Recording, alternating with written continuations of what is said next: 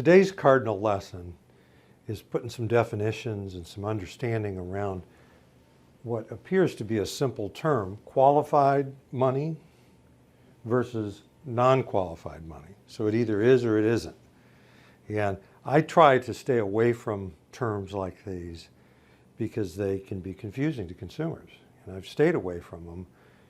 But I think that a lot of people that write and speak, as I do in the press, about the subject of money, and they use these terms. And so I have a lot of consumers coming to me and they're really wondering or acting like they know the difference, and then they'll stop me and they'll say, now tell me exactly what you're talking about here with qualified and non-qualified. So that's what we're going to do today.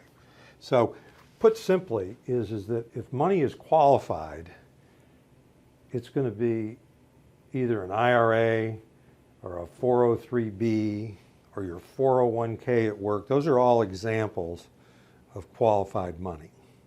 And when people are coming to us at retirement, now they're wondering, what am I going to do with all my qualified money?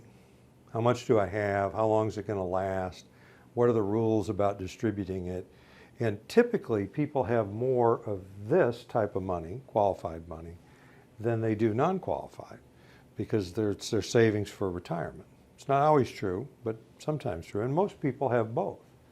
So this is what we're referring to, is that money that you've never paid taxes on, at least not yet. You're going to pay taxes, or your kids are going to pay taxes if they're the beneficiaries after you die.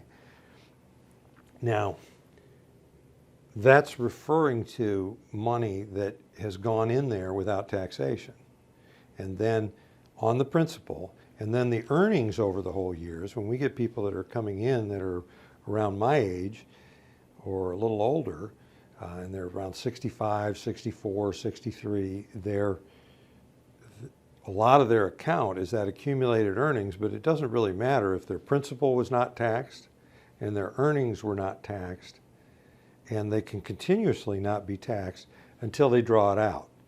And then there's rules with minimum distribution on qualified money that you have to start drawing it out at age now 72 and after. Many folks have a need to draw some of it out before then just to live on in retirement.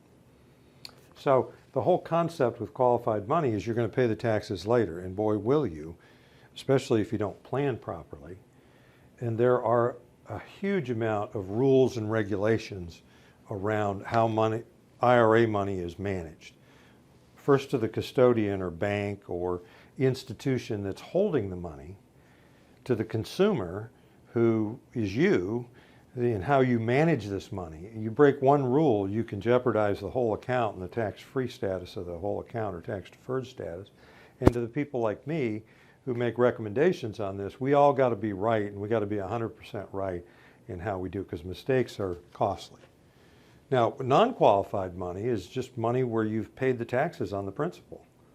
I mean, you've got it in a savings account or a brokerage account or in a life insurance policy or an annuity, and the principal going in to this account is already after-tax money.